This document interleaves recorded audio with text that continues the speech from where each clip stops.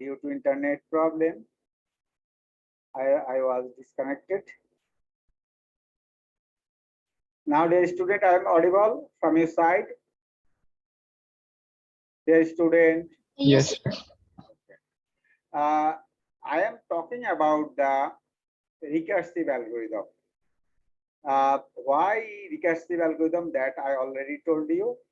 Factorial integer n. Inside the factorial function, I have called the factorial function. দেখতে পাচ্ছ আমাদের screen share হয়নি।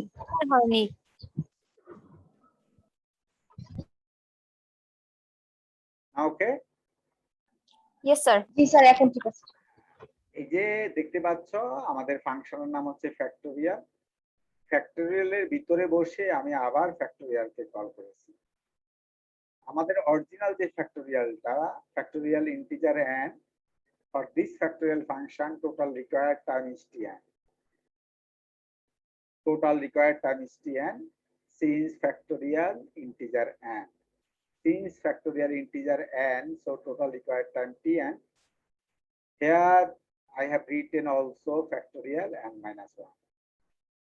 So dear student, so how many time required for this factorial n minus 1?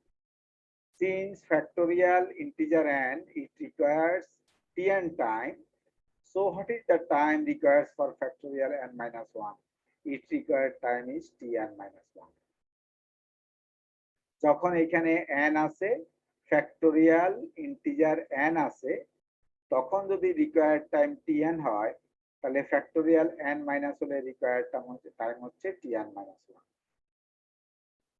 আর এইখানে যে গুণ আছে দেখতে পাচ্ছ, আমি অ্যারো চিহ্ন দিয়ে দেখিয়েছি, এখানে যে গুণ আছে, এই গুণের জন্য রিকোয়ার্ড টাইম হচ্ছে b। এই যে গুণ করার জন্য কম্পিউটারে যে সময় লাগবে, ধরলাম রিকোয়ার্ড টাইম হচ্ছে b।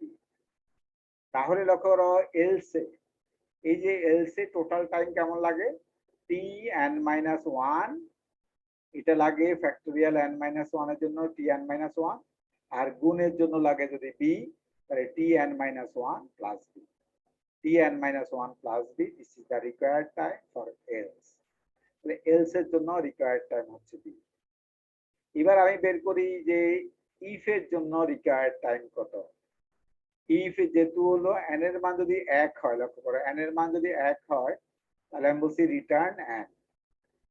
For this comparison and for this return statement, total required time is a. তাহলে আমরা if এর জন্য required time ধরলাম হচ্ছে। তোমরা আমাকে শুনতে পাচ্ছ? স্টুডেন্ট আমাকে শুনতে পাচ্ছ? জি স্যার। if এর জন্য required time হচ্ছে a। তাহলে if এর জন্য required time হচ্ছে a, আর else এর জন্য required time হচ্ছে tn-1 plus b। সেটাই আমি লিখছি tn সমান tn-1 plus b। এটা হচ্ছে else এর জন্য, এটা হলো else এর জন্য। আর a required time a, required time a for if এর জন্য হচ্ছে a। if এর ক্ষেত্রে কি হবে, n এর মান যদি 1 হয়, তাহলে বলছি required time হচ্ছে a। তাহলে if এর জন্য for if required time is a, for else required time is tn-1 plus b, so tn-1 plus b। তাহলে since else will be executed when the value of n is greater than 1। n এর মান যদি 1 এর চেয়ে বড় হয়, তাহলে else execute হবে, n এর মান যদি 1 এর সমান হয়, তাহলে if execute হবে। n এর মান যদি 1 হয়, if execute হবে, এবং if এর জন্য required time হচ্ছে a, আর n এর মান যদি 1 এর চেয়ে বেশি হয়, তাহলে else execute হবে। n এর মান যদি 1 এর চেয়ে বেশি হয়, else execute হবে। For this else I need at tn-1 for multiplication, I need required time b, so tn-1 plus b, so tn-1 plus b, this time is required. Then dear student, after finding the recurrence relation for time, from this algorithm I have calculated the recurrence relation for time. After finding the recurrence relation for time, you have to solve the recurrence relation. tn equal to tn-1 plus b. Tn equal to Tn minus 1 plus b. At first, I write Tn equal to Tn minus 1b. I have written. This is a recurrence relation that I have written. Now, if you replace n by n minus 1, what will be happen? If you replace n by n minus 1, so Tn minus 1, Tn minus 2 plus b.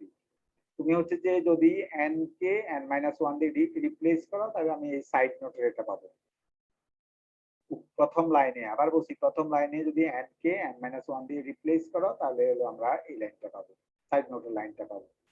এবার লক্ষ্য করো এই Tn minus 1 এর জায়গায় আমি লিখতে পারি Tn minus 2 plus b। Tn minus 2 plus b, তাহলে হচ্ছে যে Tn minus 1 এর জায়গায় Tn minus 2 plus b এটা পেলাম।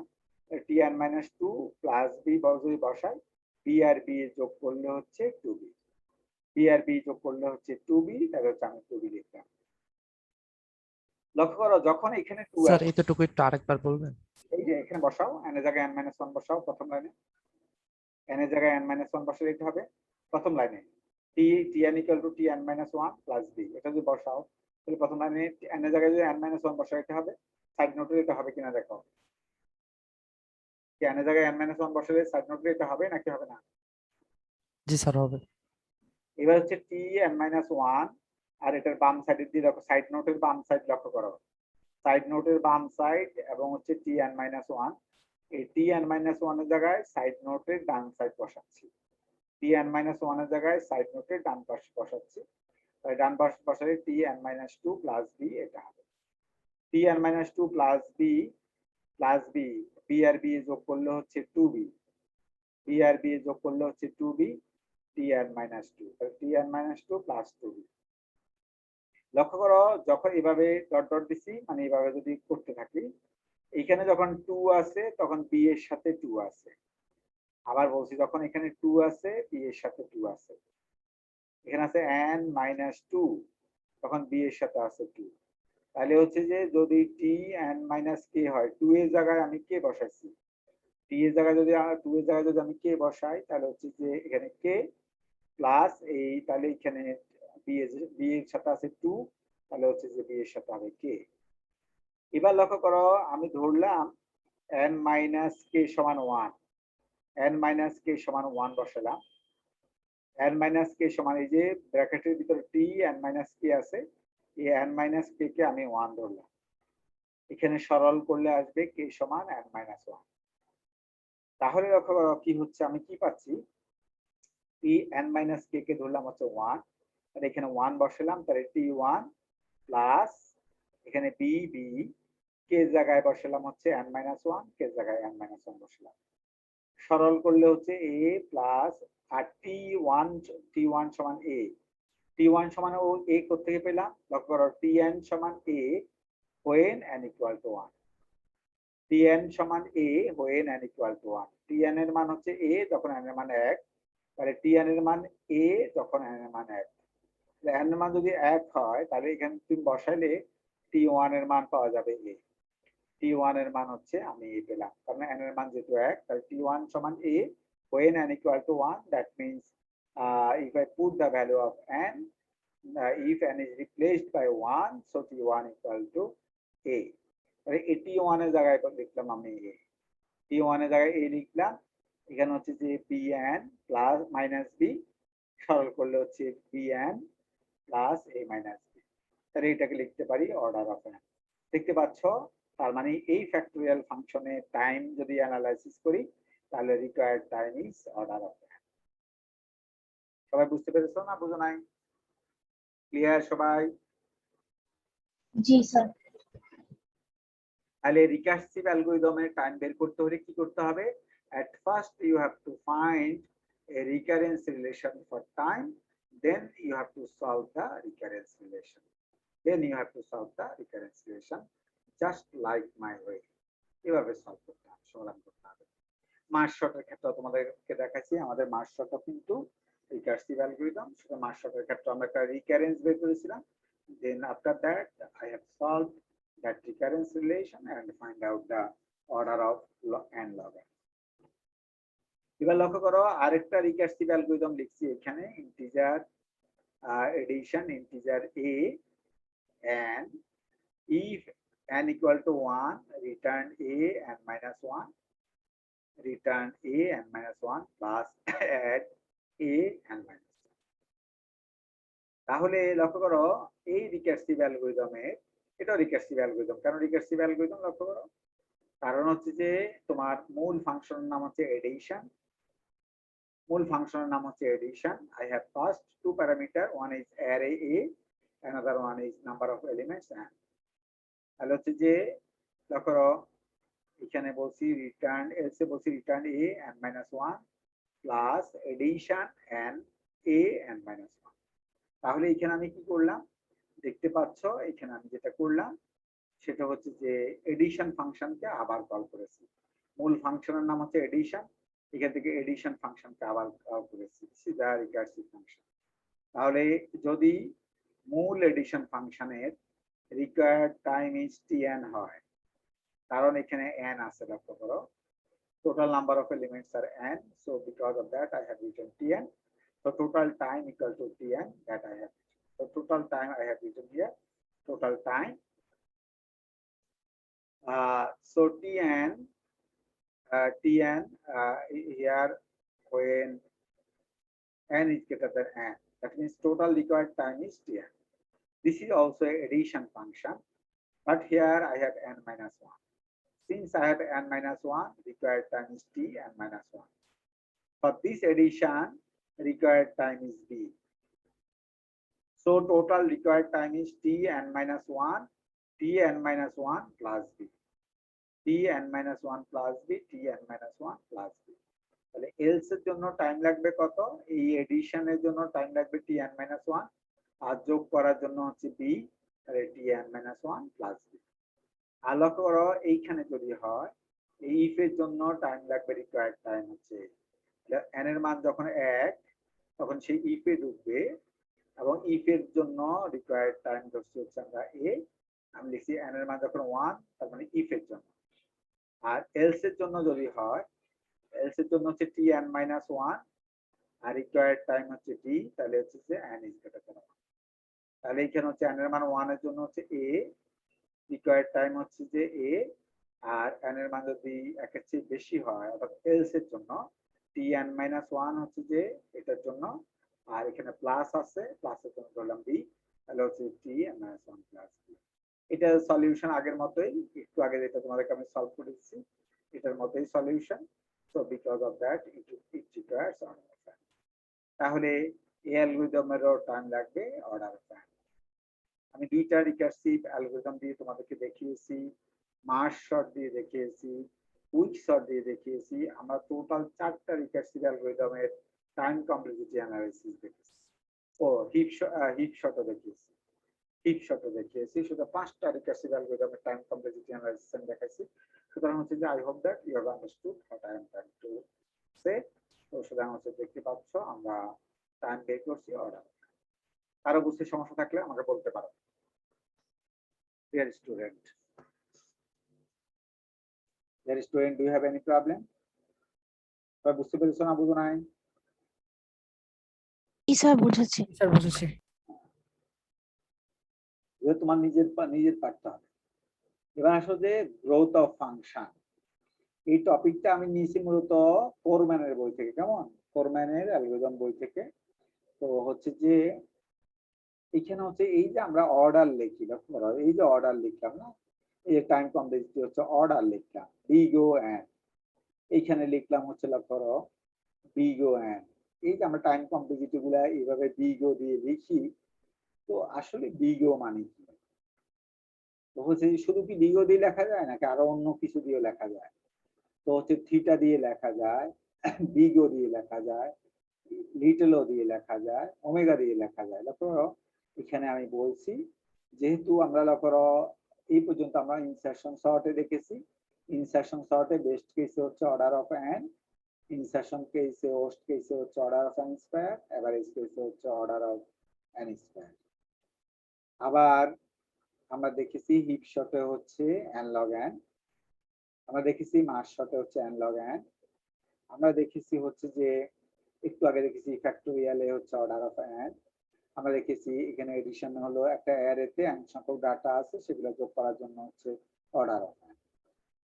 এবং এইভাবে লক্ষ্য করো, এখন প্রশ্ন হচ্ছে আমরা যে এই যে order of big O N লিখলাম এটার মানে কি? এই যে আমরা যে কেটে দিয়ে এখানে ছিল বি এন প্লাস এ মাইনাস বি, এটাকে আমি কেটে দিয়ে লিখছি order of N. What is the meaning of order of N? Whether there are many other notation that we will check. There are different notations I have written. Theta notation. Another notation is big O notation. We are known to big O notation, omega notation, little o notation.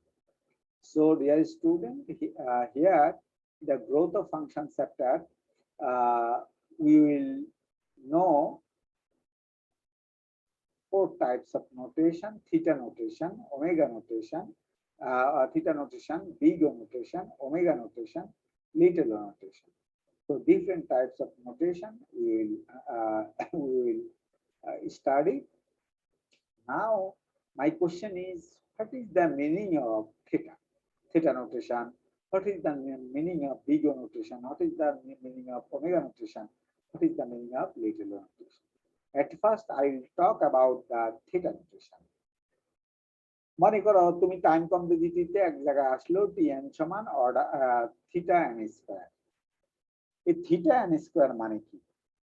লক্ষ্য করো, যদি আসে এ tn equal to theta n square, আমাদের এখানে আসছে হচ্ছে যে লক্ষ্য করো বিগ ও n, এখানে আসছে বিগ ও n। ধরো এক জায়গাতে আসছে হচ্ছে যে tn সমান থিটা n স্কয়ার, তাহলে এই থিটা n স্কয়ার মানে কি? থিটা n স্কয়ার মানে হচ্ছে, ধরো tn K tn is replaced by a function. tn হচ্ছে একটা function fn, theta theta n square এর জায়গায় লিখছি আমি gn, that is another function. gn is another function where in the side note I have written where gn equal to n square. দেখতে পাচ্ছ n square এর জায়গায় লিখছি আমি gn, tn এর জায়গায় লিখছি fn, since it is a function, and theta theta and gn. Now definition of this theta notation. Theta notation এর definition তাহলে কি হবে? এই যে তুমি লিখছো fn সমান theta gn, what is the meaning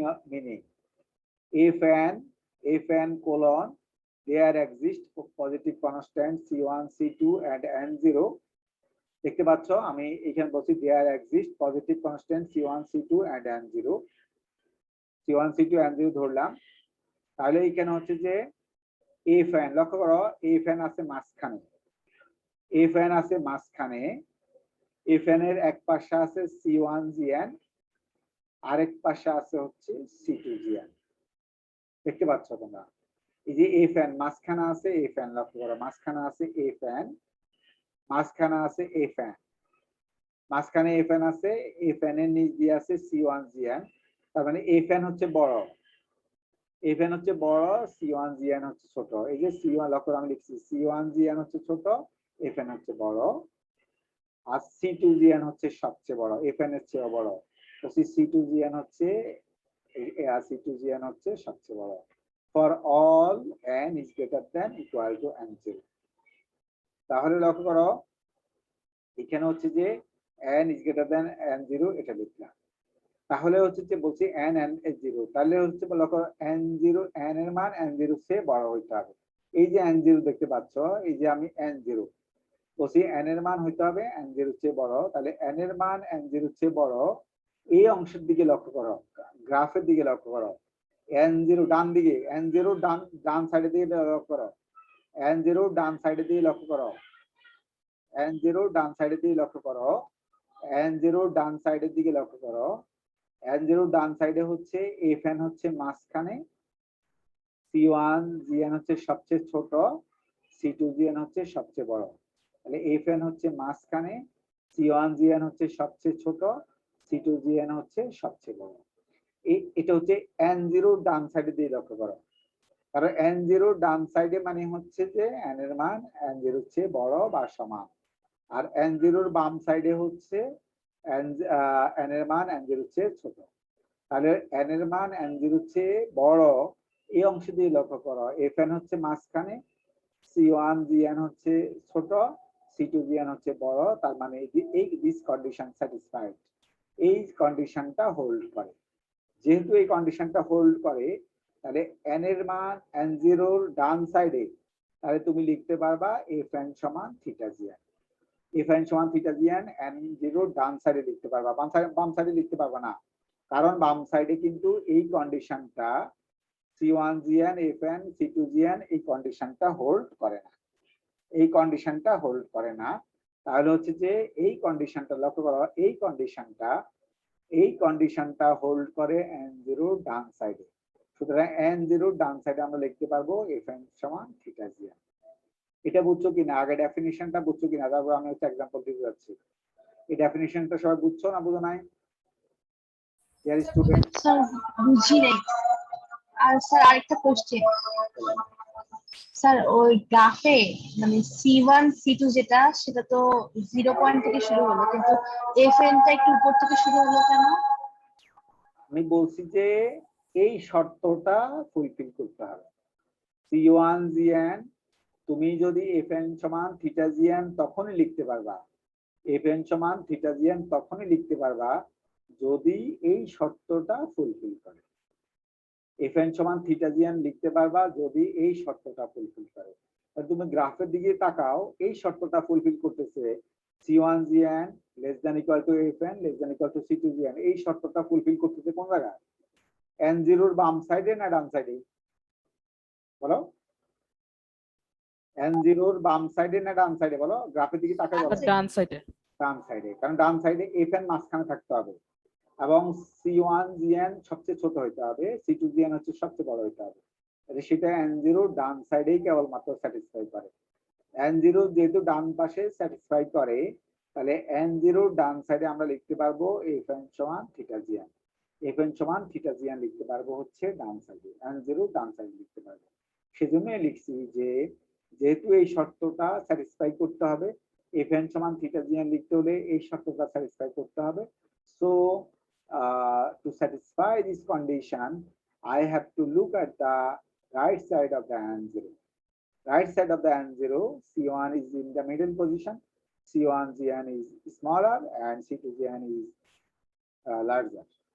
So in the right side of the n0, I can write fn সমান থিটা জিএন। n0 ডান সাইডে কেবলমাত্র আমি fn সমান থিটা জিএন লিখতে পারবো, কারণ n0 বাম সাইডে তুমি লিখতে পারবে না, কারণ m0 বাম সাইডে বলো দেখি কোনটা সবচেয়ে বড়? m0 বাম c2, এই যে c2 gn সবচেয়ে বড়, এটা ঠিক আছে, c2 gn সবচেয়ে বড় থাকার কথা, সেটাই আছে। কিন্তু তোমার c1 gn হলো, c1 gn কোথায় আছে লক্ষ্য করো, মাঝখানে। c1 gn আছে মাঝখানে, fn আছে কোথায় বলো? fn কোথায় আছে বলো? সবচেয়ে নিচে, সবচেয়ে ছোট, মানে হচ্ছে n0 এর বাম সাইডে, n0 এর বাম সাইডে c2 gn সবচেয়ে বড়, তারপরে বড় হচ্ছে c1 gn, সবচেয়ে ছোট হচ্ছে fn, সবচেয়ে ছোট হচ্ছে fn।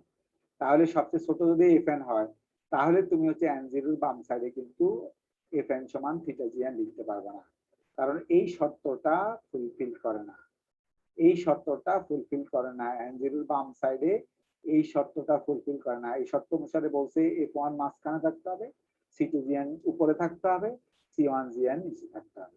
কিন্তু n0 এর বাম সাইডের দিকে তাকাও, তোমার হচ্ছে c2 gn সবচেয়ে বড় থাকার কথা, বড়ই আছে, সমস্যা নাই, কিন্তু তোমার তারপর c1 gn হচ্ছে মাঝখানে, তারপরে f1 gn হচ্ছে সবচেয়ে ছোট। তার মানে n0 এর বাম সাইডে এই শর্তটা ফুলফিল করে না, এই জন্য কিন্তু আমরা লিখতে পারবো না, কারণ n0 এর বাম সাইডে fn সমান থিটা জিএন লিখতে পারবো না, কারণ এই শর্তটা n0 এর বাম সাইডে ফুলফিল করে না। বুঝাতে পেরেছি না বুঝো নাই? বলো, না বুঝলে বলো যে স্যার বুঝি নাই, বলো। বুঝেছি স্যার। এবার আসো, এইখানে আমি একটা প্রমাণ করতে বলছি, prove that fn equal to half n square minus 3n equal to theta n square. Prove that fn equal to half n square minus 3n theta n square. From the definition of theta n, Fn equal to half n square minus 3n equal to theta n square. From the definition of theta n থেকে আমরা জানি এই শর্তটা fulfil হতে হবে। তাহলে এখানে C1 Gn less than equal to Fn less than equal to C2 Gn, এই শর্তটা আমরা থিটা নোটেশন ডেফিনিশন থেকে জানি, সেটা আমি লিখলাম। এখানে হচ্ছে Gn এর মান হচ্ছে এই যে লক্ষ্য থিটা n স্কয়ার আছে, এই n স্কয়ারটা হচ্ছে এই n স্কয়ারটা থিটা ব্র্যাকেটের মধ্যে আছে n স্কয়ার, এটা হচ্ছে Gn, so Gn equal to n square. তাহলে হচ্ছে এখানে C1 Gn এর জায়গায় বসেছি n স্কয়ার। স্যার বলো তাহলে থিটার পরে ব্র্যাকেটে যেটা থাকবে ওটা কি জিএন এর মান? ওপর Gn, তাহলে হচ্ছে যে C1 Gn এর মান n স্কয়ার বসালাম, আর Fn এর মান আছে half n square minus 3n, সেটা বসালাম। C2 তারপর Gn এর মান হচ্ছে n স্কয়ার বসালাম।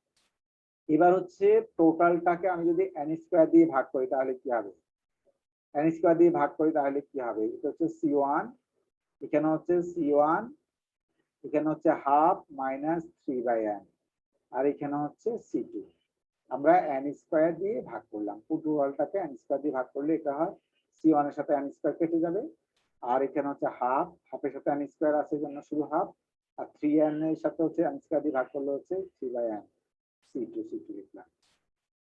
এবার লক্ষ্য করো আমি প্রথমে হচ্ছে লেফট সাইড ইনইকুয়ালিটি যেটা আছে সেটাকে লিখলাম। লেফট সাইড ইনইকুয়ালিটি যেটা C1 less than equal to half minus 3/n, সেটাকে হচ্ছে আমি এইখানে লিখলাম, সেখানে হচ্ছে আমি এইখানে লিখলাম। লক্ষ্য করো লেফট সাইড ইনইকুয়ালিটি লিখলাম, আর ডান সাইড যেটা আছে half minus 3/n less than equal two 2, সেটা হচ্ছে আমি এইখানে লিখলাম।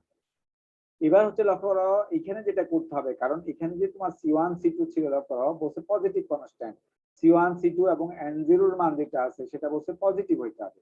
C1 এর মান পজিটিভ, C2 এর মান পজিটিভ, n0 এর মান পজিটিভ হইতে হবে ডেফিনিশন অনুসারে। তাহলে এইখানে লক্ষ্য করো আমি লেফট হ্যান্ড ইনইকুয়ালিটি যেটা বাম সাইড, এই বাম সাইড থেকে C1 এর একটা মান বের করলাম। মান কত বের করলাম, হাফ মাইনাস 3/7, এখানে ক্যালকুলেশন করলে আসে 1/4, 1/4 আসলো। 1/4 বলছি when n is greater than equal to 7, বলছি n এর মান, তারপরে n এর জায়গায় আমি 7 বসাচ্ছি। তুমি বলতে পারো যে স্যার n এর মান কেন 7, 6 হইলে কি হতো, n এর মান যদি 6 হইতো তাহলে কি হইতো বলো দেখি,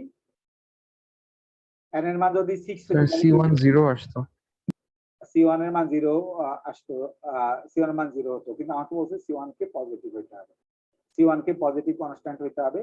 সেজন্য কিন্তু হচ্ছে যে আমরা n এর মান 6 বসাতে পারি নাই।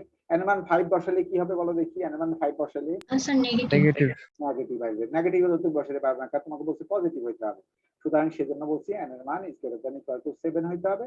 বিকজ অফ দ্যাট হচ্ছে যে আমি n এর মান এখানে লিখছি, n এর মান is greater than equal to 7.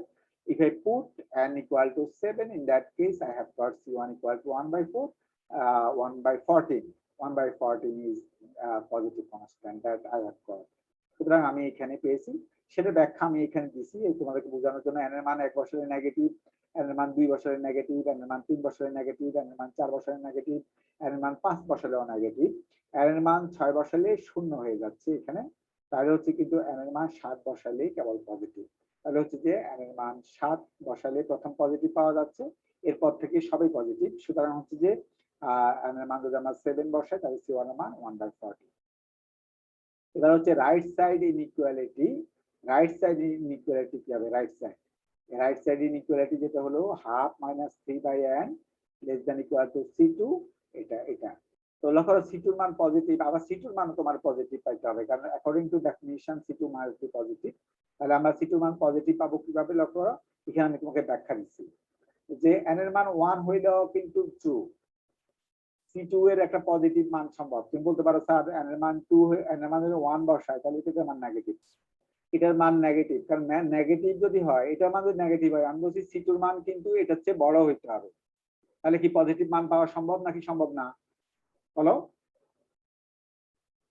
n এর মান যদি 1 বসাই এটা কি আসে বলো, পজিটিভ না নেগেটিভ, নেগেটিভ আসে তাই না। n এর মান যদি 1 বসাই, এই যে এটার মান কত বলো, পজিটিভ না নেগেটিভ বলো, নেগেটিভ। নেগেটিভ। তাহলে নেগেটিভ আমি বলছি C2 এর মান নেগেটিভ সংখ্যার চেয়ে বড় হইতে হবে। তাহলে হচ্ছে যে কি এটা কি পজিটিভ পাওয়া সম্ভব নাকি সম্ভব না সিটুর মান? ইয়েস স্যার সম্ভব, এই জন্য আমি লিখছি ট্রু। তবে n এর মান যদি 2 বসায় তাও এটার মান নেগেটিভ, তাও পজিটিভ মান পাওয়া সম্ভব। n এর মান যদি 3 বসায় তাও নেগেটিভ আসে, তাও পজিটিভ মান পাওয়া সম্ভব। n এর মান যদি ইনফিনিটি বসায়, n এর মান ইনফিনিটি বসায় 3/ইনফিনিটির মান হচ্ছে 0, তাহলে হচ্ছে হাফ আসে। সেক্ষেত্রে হাফ, তাহলে আমি সিটুর মান হাফ ধরতে পারি, কারণ সিটুর মান এই যে আমি লিখছি সিটু সমান হাফ। এই যে n এর মান যদি আমরা ইনফিনিটি বসাই তাহলে হচ্ছে সিটুর মান এই যে এখানে আসে half, half less than equal to সিটুর মান হচ্ছে হাফ ধরলাম, তাহলে হচ্ছে half less than equal to half, this condition is true. তার মানে সিটুর মান হচ্ছে half when n is greater than equal to 1। তার মানে n is greater than, আমি যদি সিটুর মান হাফ ধরি এবং হচ্ছে যে n is greater than equal to 1 ধরি, তাহলে এই কন্ডিশনটা কিন্তু always true, this condition is always true. এই কন্ডিশনটা ট্রু পাওয়া গেছে, তাহলে আমি সিটুর মান পেলাম হাফ, n এর মান পেলাম is greater than equal to 1। তোমরা বুঝছো না বুঝো নাই? C1 এর মান পেলাম 1/14, C2 এর মান পেলাম হাফ। তার মানে দুইটা পজিটিভ মান, C1 এর একটা পজিটিভ মান, C2 এর একটা পজিটিভ মান পেলাম। এখানে n এর মান হচ্ছে সিটুর মান হাফ কত বসিয়ে পেয়েছি? হ্যাঁ তো সিটু যে হাফ এসেছে ওটা n এর মান কত হওয়াতে? 1 হওয়াতে তো না। n এর মান 1 হইলো, C2 এর মান যদি আমরা হাফ ধরি, ধরো C2 এর মান হাফ ধরলাম, C2 এর মান তুমি হাফ বসাইছো, বাম সাইডের মান কত আসে? নেগেটিভ। C2 এর মান যদি তুমি যদি n এর মানে 1 ধরো, তুমি ধরো n এর মানে 1 আর C2 এর মান হাফ, কথা কি সত্য না মিথ্যা বলো আগে? হ্যাঁ স্যার। সত্য। n এর মান যদি ধরো C2 এর মান হাফ, n এর মান 2 বসাও, তাহলে কি সত্য না মিথ্যা? জি স্যার। তাও হ্যাঁ স্যার। তাও সত্য। n এর মান যদি 3 বসাও, C2 এর মান যদি হাফ বসাও, তাহলে কি সত্য না মিথ্যা? সত্য। তাও সত্য। n এর মান ইনফিনিটি বসাও, C2 এর মান হাফ ধরো, সত্য না মিথ্যা? হ্যাঁ স্যার ইকুয়াল হবে। তাও সত্য, ইকুয়াল হবে। তার মানে হচ্ছে যে n এর মান আমি যদি C2 এর মান হাফ ধরি, n এর মান is greater than equal two 1 এর জন্য অলওয়েজ কন্ডিশনটা সত্য। তার মানে C2 এর মান হচ্ছে হাফ এবং হচ্ছে n এর মান is greater than equal two 1। তাহলে আমরা C1 এর মান পেলাম 1/14, C2 এর মান পেলাম half, and but in the case of C1 n is greater than equal to 7, in the case of C2 n is greater than equal to 1, but we have to, because this is the combined relation, so we have to combine এই দুইটাকে একসাথে করে বলতে হবে C1 এর মান কত, C2 এর মান কত এবং n এর মান কত। এটা কিন্তু তোমাকে দুইটাকে একসাথে করে বলতে হবে। তাহলে C1 এর মান হচ্ছে 1/14 পেলাম যখন n is greater than equal to 1, C2 এর মান হচ্ছে হাফ পেলাম যখন n is greater than equal to 1। তাহলে দুইটাকে লক্ষ্য, আমি এখানে একটা রেখা বন্ধনী এঁকে দেখিয়েছি তোমাকে, এখানে একটা সরল রেখা এঁকে দেখিয়েছি। বলো দেখি দুইটার জন্য কমন রেঞ্জ কতটুকু? এই যে একটা হচ্ছে n is greater than equal to 7, বলছি n এর মান 7 এর চেয়ে বড় হইতে হবে, তার মানে হচ্ছে 7 এর চেয়ে বড় হইতে হবে। আরেকটা বলছি n এর মান 1 এর চেয়ে 1 এর সমান বা 1 এর চেয়ে বড় হইতে হবে। আরেকটা বলছি 1 থেকে শুরু করে একদম শেষ মাথা পর্যন্ত। একটা হচ্ছে 7 থেকে শুরু করে শেষ মাথা পর্যন্ত, একটা হলো 7 থেকে শুরু করে শেষ মাথা পর্যন্ত, একটা বলছি 1 থেকে শুরু করে শেষ মাথা পর্যন্ত, 1 থেকে শুরু করে শেষ মাথা পর্যন্ত। তাহলে বলো দুইটার মধ্যে কমন কতটুকু? একটা যদি হয় 1 থেকে শেষ মাথা পর্যন্ত, আরেকটা যদি হয় 7 থেকে শেষ মাথা পর্যন্ত, তাহলে দুইটার মধ্যে কমন কতটুকু বলো? কমন দুইটার মধ্যে কমন বলো, বলার চেষ্টা করো, নাকি বুঝি নাই কথা? স্যার 7 এর পর থেকে ইনফিনিটি পর্যন্ত যেটা হবে সেটা হচ্ছে কমন। কারণ হচ্ছে যে 1 থেকে যদি ইনফিনিটি পর্যন্ত হয়, একটা হচ্ছে 1 থেকে ইনফিনিটি পর্যন্ত, আরেকটা হচ্ছে 7 থেকে ইনফিনিটি পর্যন্ত, তাহলে কমন কতটুকু? দুইটার মধ্যে কমন কত? দুইটাকে কমন করবা, দুইটাকে একসাথে করলে কমন কতটুকু বলো? 7 থেকে ইনফিনিটি পর্যন্ত। তার মানে দুইটাকে আমি যদি একসাথে করি তাহলে হলো 7 থেকে ইনফিনিটি পর্যন্ত। এই জন্য 7 থেকে ইনফিনিটি পর্যন্ত এই জায়গাটুকুতে আমি কালো দাগ করে দিয়েছি, মানে এই অংশটা হচ্ছে দুইটার মধ্যে কমন। তাহলে আমি বলছি কম্বাইনলি, এখানে লিখছি কম্বাইনলি, এইখানে হচ্ছে যে C1 সমান 1/14, C2 সমান half when n is greater than equal to 7।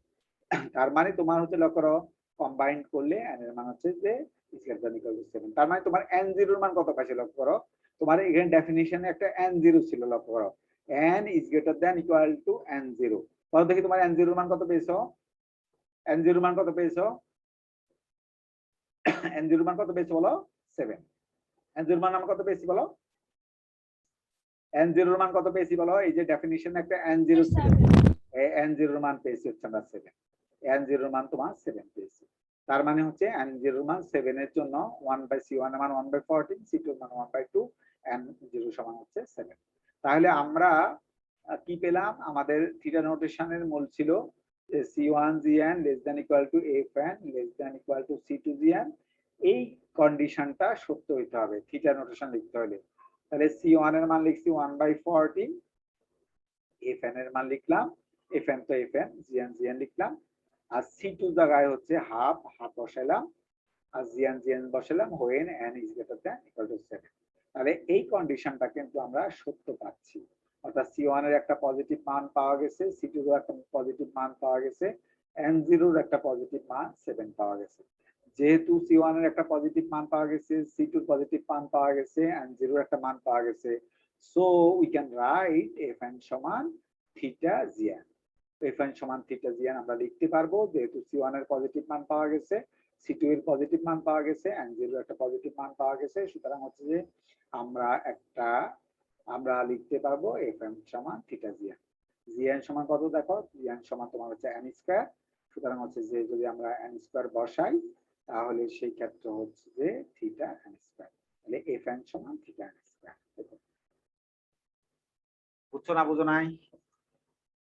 সবাই বুঝছো না বুঝো না? তুমি যদি ধরো c1 এর পজিটিভ মান পাইতা না, কিংবা c2 এর কোনো পজিটিভ মান পাওয়া যাচ্ছে না, কারণ তোমার c1 এর একটা পজিটিভ মান পাইতে হবে, c2 এর একটা পজিটিভ মান পাইতে হবে, n0 এর একটা পজিটিভ মান পাইতে হবে। আমরা তিনটাই পেয়েছি, যেহেতু c1 এর একটা পজিটিভ মান পেয়েছি, c2 এর একটা পজিটিভ মান পেয়েছি, n0 এর একটা পজিটিভ মান পেয়েছি, সো আমরা লিখতে পারবো fn সমান থিটা gn।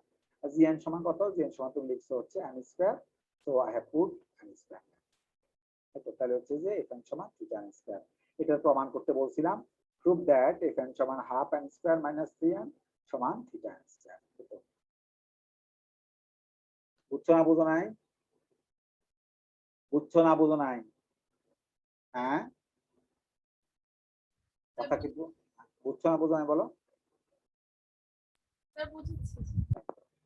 তাহলে এটা বুঝছো? তাহলে এইখানে যেটা বললাম সেটা হলো, লক্ষ্য করো, আমরা থিটা নোটেশন সাধারণত যেটা করি, তোমার হচ্ছে এভারেজ কেসের ক্ষেত্রে হচ্ছে থিটা নোটেশনটা আমরা ব্যবহার করি এভারেজ কেসের ক্ষেত্রে।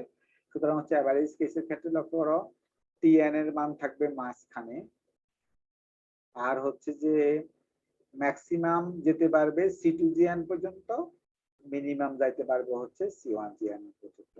তার মানে c2gn এবং c1gn এর মাঝখানে হচ্ছে তোমার রানিং টাইমটা হচ্ছে মাঝ বরাবর, এটা ধরো তোমার ওয়ার্স্ট কেস, এটা হচ্ছে বেস্ট কেস, মাঝখান বরাবর হচ্ছে এভারেজ কেস। তার মানে এভারেজ কেস টাইম কমপ্লেক্সিটির ক্ষেত্রে তুমি থিটা নোটেশনটা ব্যবহার করতে পারবা। এভারেজ কেস অ্যানালাইসিসের ক্ষেত্রে তুমি যেটা করবা, থিটা নোটেশনটা ব্যবহার করতে পারবা, কারণ tn এর মান আছে মাঝ বরাবর, আর এটা হচ্ছে ওয়ার্স্ট কেস, এটা হলো বেস্ট কেস। বেস্ট কেস, এটা হলো ওয়ার্স্ট কেস, এটা হচ্ছে মাঝখান বরাবর যেহেতু আছে, tn এর মান যেহেতু tn মানে fn আর কি, এই যে আমি শুরুতে বলছি tn সমান থিটা n স্কয়ার, এটা হচ্ছে fn। তাহলে হচ্ছে fn যেটা, অর্থাৎ রানিং টাইমটা আছে মাঝ বরাবর, রানিং টাইমটা ম্যাক্সিমাম হতে পারবে হচ্ছে c2gn পর্যন্ত, মিনিমাম হতে পারবে c1gn পর্যন্ত। এবং এটাকে আমরা বলি হচ্ছে টাইট বাউন্ড আর কি। টাইট বাউন্ড মানে হচ্ছে তোমার একটা লিমিট দেওয়া আছে, এখানে হচ্ছে আপার লিমিট হচ্ছে c2gn, লোয়ার লিমিট হচ্ছে c1gn, এবং হচ্ছে যে রানিং টাইমটা হচ্ছে c2gn এবং c1gn এর মাঝখানে। বুঝছো না বুঝো নাই? বুঝছো না বুঝো নাই বলো? হ্যাঁ, তারপর আসে হচ্ছে যে বিগো নোটেশন। তোমরা বিগো নোটেশনের সাথে অনেক পরিচিত, কারণ আমি কিন্তু টাইম কমপ্লেক্সিটি সবগুলোর মধ্যে বিগো নোটেশন লিখছিলাম। বিগো নোটেশন মানে কি?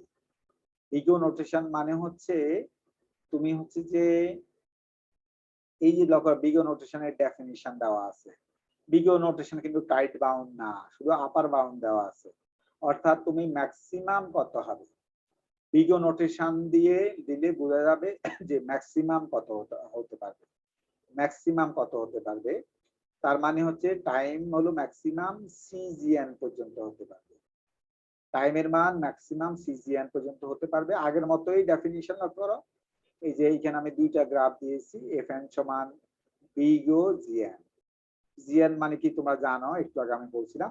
তো এফএন এর মান বলছি, এফএন এর মান ছোট হবে, লক্ষ্য করো এফএন এর মান ছোট নিচে, যে গ্রাফের দিকে তাকাও, এফএন হচ্ছে নিচে আর সিজিএন হচ্ছে উপরে। তার মানে সিজিএন কে হচ্ছে উপরে হতে হবে, সিজিএন বড় হইতে হবে, এফএন কে ছোট হইতে হবে, এফএন ছোট হবে। বলছি এই ক্ষেত্রে এটা দিয়ে লক্ষ্য করো, গ্রাফের দিকে লক্ষ্য করো, এন জিরোর বাম সাইডের দিকে লক্ষ্য করো, এন জিরোর ডান সাইডে লক্ষ্য করো। এন জিরোর বাম সাইডে কিন্তু তুমি লিখতে পারবা না এফএন সমান বিগো জিএন, তুমি লিখতে পারবা না।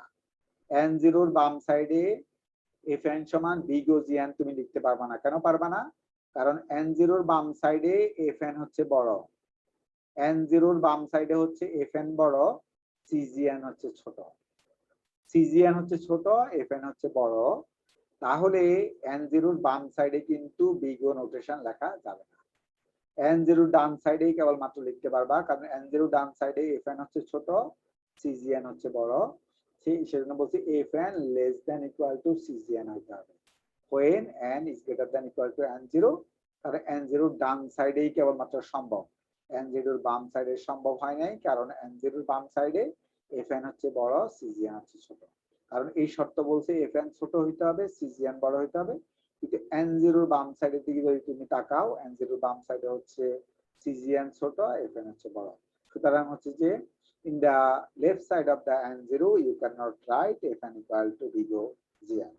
সুতরাং হচ্ছে যে এটা হচ্ছে আমরা আপার বাউন্ড দিয়েছি, আপার বাউন্ড মানে হচ্ছে ওস্ট কেসে ম্যাক্সিমাম কতটুকু যেতে পারবে। ওস্ট কেস অ্যানালাইসিসের সময় আমরা টাইম কমপ্লেক্সিটি যখন অ্যানালাইসিস করব, ওস্ট কেস অ্যানালাইসিসের সময় আমরা বিগ নোটেশন ব্যবহার করতে পারবো।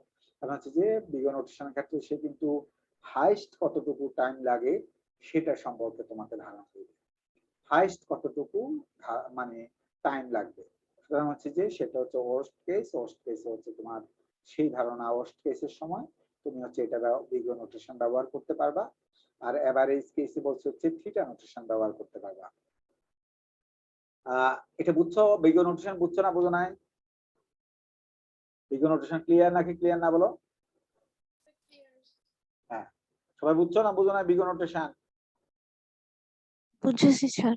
হ্যাঁ, এবার আসো ওমেগা নোটেশন। স্যার আমার একটা কোশ্চেন ছিল স্যার, এই যে বলো। সিজিএন থেকে এফএন, এখানে নিচে যে একটা ডাউন অ্যারো দিয়েছেন স্যার, এটা দিয়ে কি বুঝেছেন? এটা বুঝাইছি যে ম্যাক্সিমাম টাইম হইতে পারবে সিজিএন, তার চেয়ে কমও হইতে পারবে। আচ্ছা স্যার। তার চেয়ে কি বলছি বলো, কমও হইতে পারবে। এই যে আমি অ্যারো চিহ্ন দিচ্ছি নিচের দিকে, তার মানে ম্যাক্সিমাম হইতে পারবে সিজিএন, তার চেয়ে কমও হইতে পারবে। অ্যারো চিহ্ন দিচ্ছি আর কি, না যে ম্যাক্সিমাম হইতে পারবে সিজিএন, তার চেয়ে কম হতে পারবে। আচ্ছা, এইটার অ্যারো চিহ্নটা বোধহয় মিস্টেকেনলি ভুল দিচ্ছি আর কি, না এইখানে হচ্ছে যে মিস্টেকেনলি অ্যারো চিহ্নটা আসলে উপরের দিকে হবে, আমি ভুলে নিচের দিকে দিচ্ছি, এটা তোমরা ঠিক করে নাও। ওমেগা নোটেশনের ক্ষেত্রে অ্যারো চিহ্নটা উপরের দিকে হবে, অ্যারো চিহ্নটা উপরের দিকে হবে, আমি ভুলে নিচের দিকে দিচ্ছি আর কি। এখানে লক্ষ্য করো যে এখানে হচ্ছে ওমেগা নোটেশন। ওমেগা নোটেশনের ক্ষেত্রে ডেফিনিশনটা লক্ষ্য করো, সিজিএন কে হইতে হবে ছোট, এফএন কে হইতে হবে বড়। তার মানে হচ্ছে যে লোয়েস্ট টাইম লাগবে সিজিএন, এবং তার চেয়ে বেশি টাইমও লাগতে পারে। লোয়েস্ট টাইম সিজিএন লাগবে, লক্ষ্য লোয়েস্ট টাইম হচ্ছে সিজিএন, লোয়েস্ট টাইম হচ্ছে সিজিএন, আর হাইয়েস্ট হতে পারবে হচ্ছে এফএন এর সমান। তার মানে হচ্ছে যে n0 ডান সাইডে, তাহলে n is greater than n0 বলছি, n0 ডান সাইডে, n0 ডান সাইডের দিকে যদি তাকাও, সিজিএন হচ্ছে ছোট, সিজিএন ছোট, এফএন হচ্ছে বড়, এফএন বড়। তাহলে এখানে বলছি অ্যারো চিহ্নটা আমি ভুলে নিচে দিকে দিয়ে দিচ্ছি, অ্যারো চিহ্ন হবে উপরের দিকে, অ্যারো চিহ্ন হবে হচ্ছে উপরের দিকে। তার মানে অ্যারো চিহ্ন হবে এই সিজিএন থেকে উপরের দিকে, তার মানে লোয়েস্ট লাগবে সিজিএন, হাইয়েস্ট লাগবে হচ্ছে এফএন পর্যন্ত, হাইয়েস্ট লাগবে হচ্ছে এফএন পর্যন্ত। লোয়েস্ট হচ্ছে সিজিএন, হাইয়েস্ট লাগবে এফএন পর্যন্ত। ওমেগা নোটেশন বুঝছো না বুঝো নাই? তার মানে বেস্ট কেস অ্যানালাইসিসের সময় তুমি এটা ব্যবহার করতে পারবা, কারণ লোয়েস্ট টাইম হচ্ছে সিজিএন, লোয়েস্ট টাইম হচ্ছে তোমার সিজিএন, লোয়েস্ট টাইম হচ্ছে তোমার সিজিএন। কথা কি বুঝতে পেরেছো না বুঝো নাই ডিয়ার স্টুডেন্ট? তিনটা নোটেশন বুঝছো না বুঝো নাই এ পর্যন্ত? থিটা নোটেশন বললাম, বিগ নোটেশন বললাম, ওমেগা নোটেশন বললাম। আর অ্যারো চিহ্নটাকে উল্টা করে দিবা, অ্যারো চিহ্নটা হচ্ছে উপরে দিবা হবে, তোমার ঠিক করে নাও আর কি, অ্যারো চিহ্নটা উপরে দিবা হবে। এবার আসো যে লিটল ও নোটেশন, এখানে ওটারে দেখো আমি এইখানে ওরে অত বড় করে লিখছি, এইখানে ওরে অত বড় করে লিখি না, ওকে ছোট করে লিখছি, কারণ লিটল ও নোটেশন। ওসি লিটল ও নোটেশনে এফ এন সমান লিটল ও জি এন তুমি লিখতে পারবা যখন limit n tends to infinity f n by g n equal to 0।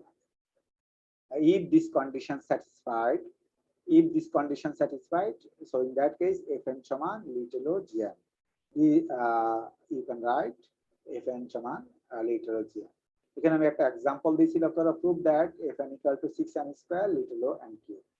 তাহলে এখানে যদি হয় fn সমান আছে তোমার fn সমান আছে 6n square, gn এর জায়গায় আছে n cube, gn এর জায়গায় আছে হচ্ছে n cube। তাহলে এখানে আমি বসাই, এখানে বসাই limit n tends to infinity fn, fn এর জায়গায় বসালাম fn এর মান হচ্ছে 6n স্কয়ার, সেটা বসালাম। তারপর হচ্ছে gn, gn এর জায়গায় বসালাম n কিউব, এটা বসালে এরকম হবে। তাহলে এখানে যদি n স্কয়ার n কিউব করে দিই 6 n, n এর মান ইনফিনিটি যদি আমরা বসাই 6 বাই ইনফিনিটি, 6 বাই ইনফিনিটি মান হচ্ছে 0। তার মানে হচ্ছে যে লক্ষ্য করো তোমার বলছি যে এই কন্ডিশনটা স্যাটিসফাই হইলেই, এই কন্ডিশনটা স্যাটিসফাই হইলেই তুমি এটা লিখতে পারবা, এই কন্ডিশনটা স্যাটিসফাই হইলেই কেবলমাত্র এটা লিখতে পারবা। তাহলে আমি লিখতে পারবো fn সমান 6n square order of n cube, এটা আমি লিখতে পারবো কারণ আমার এই কন্ডিশনটা স্যাটিসফাই করে, কারণ আমার এই কন্ডিশনটা স্যাটিসফাই করে। যেহেতু এই কন্ডিশনটা স্যাটিসফাই করে তাহলে আমি লিখতে পারবো fn সমান 6n square equal to little O n cube. বুঝছি না বুঝি নাই? বুঝছো না বুঝো নাই? বুঝছি স্যার। নাকি আমার কথা সব মাথার উপর দিয়ে যাচ্ছে? হ্যাঁ আবার দেখে নিলে ঠিক হয়ে যাবে। হ্যাঁ, মানে হচ্ছে যে জিনিসগুলো তো একটু কঠিন আছে তাই না, এগুলো তো একটু কঠিন আছে। স্যার এগুলো তো হচ্ছে ইয়াতে ছিল ক্যালকুলাসে। হ্যাঁ লিমিট তো ক্যালকুলেটর ছিল, লিমিট ছিল না ক্যালকুলেটরে, লিমিট তো ক্যালকুলেটর ছিল। হ্যাঁ বলো বলো কি বলতে চাইছো বলো, নাকি বলবো না? হ্যাঁ তোমাকে এখানে আমি 4টা নোটেশন পাঠাইছি, থিটা নোটেশন, বিগো নোটেশন এবং ওমেগা নোটেশন, এবং পড়াইছি হচ্ছে লিটল ও নোটেশন।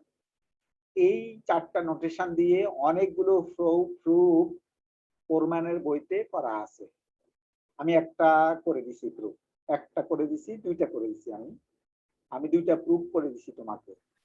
একটা প্রুফ লক্ষ্য করো, আমি এখানে থিটা নোটেশন দিয়ে একটা প্রুফ করে দিছি এবং লিটল ও দিয়ে একটা প্রুফ করে দিছি। বলছি যে হচ্ছে তোমাকে ফোরম্যানের বইতে এবং শাহানির বইতে, দুইটা বইতেই তোমার হচ্ছে যে ফোরম্যান এবং শাহানি, ফারোজ শাহানি এবং হচ্ছে ফোরম্যান, দুই বইতে কিন্তু অনেকগুলো প্রুফ আছে। আমি মাত্র দুইটা করে দিছি, তুমি বাকি সবগুলো করবা। ঠিক আছে বলো কি বলতে চাইছে বলো, তাদের বলো, বলবা না? বুঝছি না বুঝি নাই? স্যার বুঝেছি। হ্যাঁ এবার আসো হচ্ছে যে আদার সর্টিং টেকনিক গুলো আমরা জাস্ট অ্যাপারেন্টলি দেখবো, আর আদার সর্টিং টেকনিক গুলো কিভাবে কাজ করে এগুলো। কারণ হচ্ছে তুমি অন্য জায়গাতে ভাইবা দিতে গেলে, যখন তুমি চাকরির ভাইবা দিতে যাবা তোমাকে জিজ্ঞাসা করবে, সেই জন্য তোমাকে বলে দেওয়া আর কি যে আদার সর্টিং টেকনিক গুলো কিভাবে কাজ করে। অলরেডি তোমাকে আমি কাউন্টিং শর্ট পড়িয়েছি, কুইক শর্ট পড়িয়েছি, মাস শর্ট পড়িয়েছি, হিপ শর্ট পড়িয়েছি, কঠিন গুলো সবগুলোই পড়াইছি। তারপরে ইনসারশন শর্ট পড়াইছি, কঠিন 5টা পড়াইছি। এবার হচ্ছে সহজগুলা পড়াই, যে সহজগুলা পড়াই এই জন্য কারণ তুমি সহজগুলা আমার কাছে সহজ, এখন তোমার কাছে সহজ কিনা সেটা তো ইম্পর্টেন্ট। সুতরাং সহজগুলা দেখায়, কারণ তোমার জিনিসগুলো জানতে হবে, এবং তুমি কিন্তু অ্যালগরিদম গুলা বই থেকে দেখে নিবা। প্রথমে আসো বাবল সর্ট দেখায়। বাবল সর্ট হচ্ছে যে সবচেয়ে সোজা এবং প্রাগৈতিহাসিক সর্টিং আর কি, না সবচেয়ে সোজা সর্টিং টেকনিক, এবং হচ্ছে যে সবাই যারা সর্টিং নিয়ে কাজ করে তারা সাধারণত বাবল সর্ট ইউজ করে। So bubble sort is very easy sorting technique. It works like as bubble. পানিতে যেরকম বুদবুদ যেরকম কি হয় পানির নিচ থেকে উপরে উঠে আসে, সেই রকম করে লক্ষ্য করো সবচেয়ে বড় সংখ্যাটা বুদবুদের মতো নিচ থেকে উপরে উঠে আসবে, সবচেয়ে বড় সংখ্যাটা। আমি আবার বলছি বাবল সর্ট, বাবল দেখতে পাচ্ছ আছেই বাবল সর্ট, সর্টিং টেকনিকের নামে হচ্ছে বাবল। তাহলে বাবল সর্টের মূল কথা হচ্ছে যে পানির নিচ থেকে বুদবুদ যেরকম পানির উপরে ভেসে উঠে সেরকম সবচেয়ে বড় সংখ্যাটা অ্যাসেন্ডিং অর্ডারের ক্ষেত্রে সবচেয়ে বড় সংখ্যাটা বুদবুদ যেরকম পানির নিচ থেকে উপরে উঠে আসে, এই ক্ষেত্রে হচ্ছে সবচেয়ে বড় সংখ্যাটা লিস্টের নিচ থেকে উপরের দিকে চলে আসবে, ওটাই হচ্ছে বাবল সর্ট। লক্ষ্য করো এখানে আছে 10, তার মানে 10কে তুমি হচ্ছে বাবলের মতো করে, বাবল যেরকম পানির নিচ থেকে উপরে উঠে আসে 10কে উপরে উঠাতে হবে, বুদবুদ যেরকম উপরে উঠে আসে 10কে উপরে উঠাবা। লক্ষ্য করো প্রথমে তাহলে উপরে উঠাবা কিভাবে, 10-এর সাথে 5কে তুলনা করবা। 10-এর সাথে 5কে তুলনা করলে 5 হচ্ছে ছোট, 10 হচ্ছে বড়, তাহলে 5 আসবে আগে, 10 যাবে পরে। দেখতে পাচ্ছ এই যে 5 আগে 10 যাবে পরে। সবার আগে আমি কার সাথে কাকে তুলনা করছি নিশ্চয় বুঝতে পেরেছো, 10-এর সাথে 5কে। 10-এর সাথে 5কে তুলনা করবা। 10-এর সাথে 5কে তুলনা করলে যেহেতু পরের সংখ্যাটা বা ছোট, আগের সংখ্যাটা যেহেতু বড়, তাহলে হচ্ছে যে 10 যাবে হচ্ছে পরে, 5 আসবে আগে। এবার হচ্ছে 10-এর সাথে স্যার এই জায়গাটা আরেকবার একটু বলবেন? 10 আর 5কে সোয়াপ করছি, ইন্টারচেঞ্জ করছি, যেহেতু 5 হলো ছোট 10 হচ্ছে বড়। বলছি যে বাবল সর্টের মূল নিয়ম হচ্ছে সবচেয়ে বড় সংখ্যাটা, বাবল যেরকম পানির নিচ থেকে উপরে উঠে আসে, বুদবুদ যেরকম পানির নিচ থেকে উপরে উঠে আসে, ওইরকম সবচেয়ে বড় সংখ্যাটাকে তোমাকে টেনে উপরে আনতে হবে, বুদবুদ যেরকম উপরে মানে আসে সেরকম। স্যার 10 আর আমরা কি 10কে ধরেছি কারণ ও সবচেয়ে বড়, নাকি ও প্রথমে আছে এর জন্য? 10 বড় না 5 বড় তুমি বলো? স্যার 10 বড়। হ্যাঁ 10 বড়, তাহলে 10 আর 5 এর মধ্যে কে উপরে যাবে? স্যার 10 যাবে। এই যে স্যার কিন্তু 10, আমি এই যে জিজ্ঞেস করছিলাম স্যার আমরা 10টা কি কেন আগে চুজ করলাম, কারণ ও প্রথমে আছে আমাদের লিস্টে, নাকি ও সবচেয়ে বড়? হ্যাঁ ও প্রথমে লিস্টে সবার আগে আছে, এই যে আমি দাগ দিয়েছি তো 10 5 প্রথম পজিশনের সাথে দ্বিতীয় পজিশন, দ্বিতীয় পজিশনের সাথে তৃতীয় পজিশন, তৃতীয় পজিশনের সাথে চতুর্থ পজিশন, যে আমি দাগ দিয়েছি নিচে আরো চিহ্ন দিয়েছি। এবার আসো স্যার যদি বলো। স্যার যদি এমন হতো যে আমাদের লিস্টটা এভাবে দেওয়া যায় 5 10 4 7, তখন কি আমরা 5 10? 10, হ্যাঁ 5 10 তাড়াতাড়ি তো আর ইন্টারচেঞ্জ হতো না। তুমি দেখো আর একটু দেখো। ও আচ্ছা আচ্ছা স্যার বুঝতে পেরেছি। হ্যাঁ তাহলে তুমি দেখো আরেকবার। এবার আসো 10 আর 4 আছে, এবার 10 আর 4, এবার 10 আর 4 আছে, 10 আর 4 এর মধ্যে কে বড়, 10 বড় না 4 বড়? স্যার 10 বড়। 10 বড়, তাহলে 10 যাবে পরে 4 আসবে আগে। 10 আর 4 কে ইয়ে করছি, 10 যাবে পরে 4 আসবে আগে। এবারে 10 আর 7, 10 আর 7 এর মধ্যে কে বড় কে ছোট বলো, 10 বড় না 7 বড়? 10। 10 বড়, তাই 10 যাবে হচ্ছে 7 এর জায়গায়, 7 যাবে 10 এর জায়গায়। দেখতে পাচ্ছ সবচেয়ে বড় সংখ্যাটা আগে কোথায় ছিল? 10 আগে কোথায় ছিল বলো? স্যার প্রথমে। প্রথমে। 10 কোথায় চলে গেছে? শেষে। শেষে। বুদবুদ যেরকম পানির নিচ থেকে উপরে ভেসে উঠে ওইরকম হচ্ছে সবচেয়ে বড় সংখ্যাটা উপরে চলে গেছে। এই যে আমি লম্বা করে একটা টান দিছি দেখতে পাচ্ছ, তার মানে 10 নিয়ে তুমি আর চিন্তা করবে না। তাহলে এবার আছে 10 নিয়ে আর তুমি যেহেতু চিন্তা করবে না, তোমার এই লম্বা টানের আগে কে আছে 5 4 7, তারপর আছে 10, 10 এর বুঝি 10 এর আগে দাগ দিয়ে দিছি, মানে 10 নিয়ে তুমি চিন্তা করবে না। তাহলে 5 4 7, আবার হচ্ছে যে প্রথমটার সাথে দ্বিতীয়টা, দ্বিতীয়টার সাথে তৃতীয়টা। 5 আর 4 এর তুলনা করলে বলো কি আগে যাবে কি পরে যাবে? 5 হচ্ছে বড়, 4 হচ্ছে ছোট, তাহলে কে আগে যাবে কে পরে যাবে বলো, দেখে বলো। 4 আগে যাবে 5 পরে যাবে। 4 আগে যাবে, 5 হচ্ছে পরে যাবে। এই যে 4 আর 5 দেখো, 4 আর 5 কে আমি সোয়াপ করে দিয়েছি, 4 আর 5 কে সোয়াপ করে দিয়েছি, তাহলে হলো 4 আগে 5 হচ্ছে পরে। এবার হচ্ছে যে সেকেন্ডটার সাথে থার্ডটা, সেকেন্ডের সাথে 7টা তুলনা করলে লক্ষ্য করো ঠিকই আছে, 7 কিন্তু ছোট, 7 কিন্তু বড়, 5 হচ্ছে ছোট। এবার কিন্তু তুমি আর ইন্টারচেঞ্জ করবে না, কারণ তুমি ইন্টারচেঞ্জ করতে পারবে না, কারণ ছোটটা আগেই আছে, ছোটটা আগে আছে, বড়টা পিছনেই আছে। সুতরাং হচ্ছে তুমি কিন্তু এখানে কিছু ইন্টারচেঞ্জ করতে পারবে না। আমি বলছি তখনই ইন্টারচেঞ্জ করতে পারবা যদি আগেরটা বড় হয় পরেরটা ছোট হয়, আগেরটা বড় হয় পরেরটা ছোট হয়, তাহলে তুমি ইন্টারচেঞ্জ করবা, নাহলে otherwise not. So since 5 is here, 5 is greater than 4, so I have to interchange. So because of that I have interchanged between 5 and 4. So 5 and 4 I have interchanged. After interchanging 5 and 4, it will be happen like this. But now I have to compare 5 and 7. 5 is smaller and 7 is greater. Since smaller number is in the previous position and larger number is in the later position, so you are not required to interchange 5 and 7. 5 আর 7 কে তুমি interchange করবে না, কারণ হচ্ছে 5 হলো ছোট সংখ্যা, ছোট সংখ্যাটা আগে আছে, বড় সংখ্যাটা পরে আছে। যেহেতু you want to sort the data in ascending order, so you are not required to do anything. তাহলে আমি সেটা কিন্তু করি নাই। এবার লক্ষ্য করো, তাহলে হচ্ছে 5 আর 7 কে আমি আমার ইন্টারচেঞ্জ করতে হবে না, তাহলে হচ্ছে ইন্টারচেঞ্জ করতে হবে না। তাহলে কি হলো, সবচেয়ে বড় দুইটা, লক্ষ্য করো সবচেয়ে বড় আগে ছিল 10, এবার এই অংশের মধ্যে 5 4 7, এই অংশের মধ্যে সবচেয়ে বড় কে বলো? 5 4 7 এই অংশের মধ্যে সবচেয়ে বড় কে? 5 4 7 এই অংশের মধ্যে সবচেয়ে বড় কে বলো? 7 এই 5 4 7, তোমরা কি 5 4 7 এর মধ্যে 7 বড়। 7 বড়? 5 বড় না 7 বড় বলো? 7 7 বড়। হ্যাঁ, তো যে 7 হলো বাবলের মতো উপরে উঠে গেছে, তাহলে 7 উপরে উঠে গেছে। দেখতে পাচ্ছ 10 আর 7 সবচেয়ে বড় দুইটা পিছনে চলে গেছে। এবার হচ্ছে আছে 4 5, লক্ষ্য করো এবার আছে দাগের এই পাশে আছে 4 5 7 10, তাহলে 4 5 7 10। এবার হচ্ছে 4 এর সাথে 5, এখানে ছোট সংখ্যাটা আগে আছে, বড় সংখ্যাটা পরে আছে।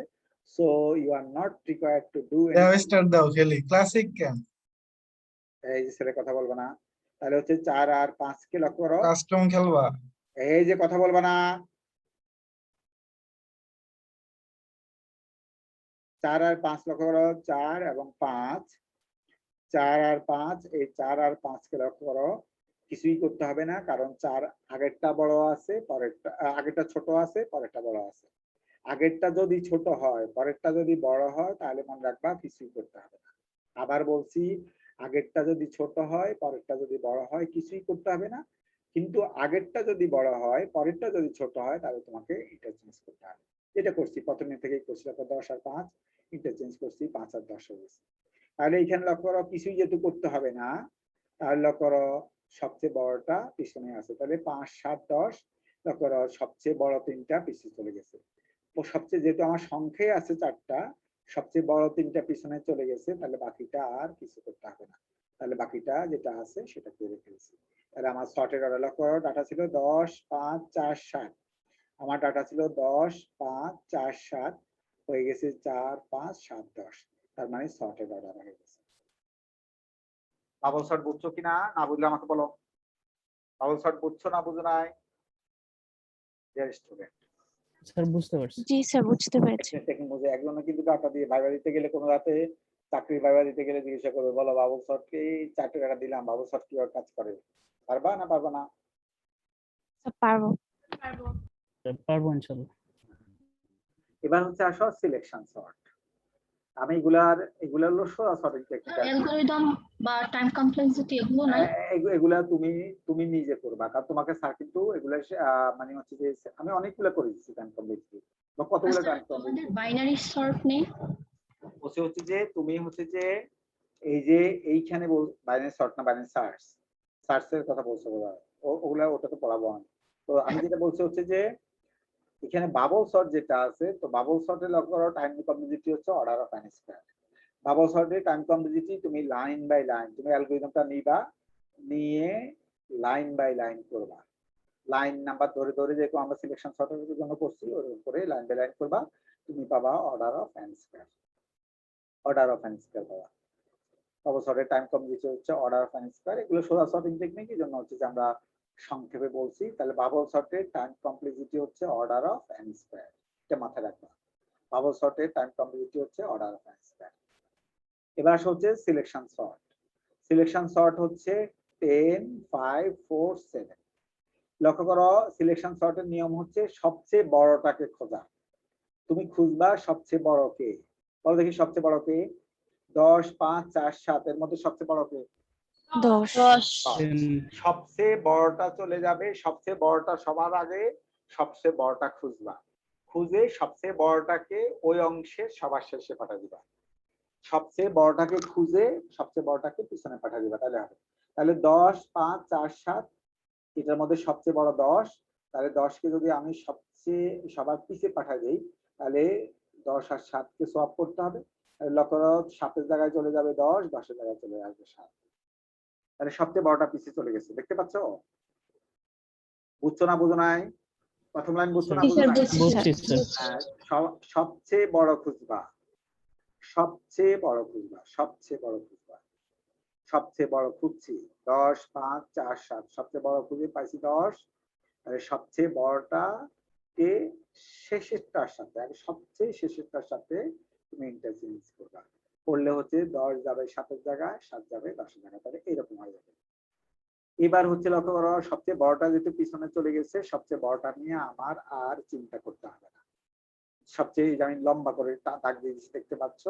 সবচেয়ে বড়টাকে নিয়ে আর চিন্তা করতে হবে না। এবার তুমি চিন্তা করবা এই দাগের আগের অংশের কথা চিন্তা করবা। দাগের আগের অংশে বলো দেখি সবচেয়ে বড় কে? 7 5 4 7 4 5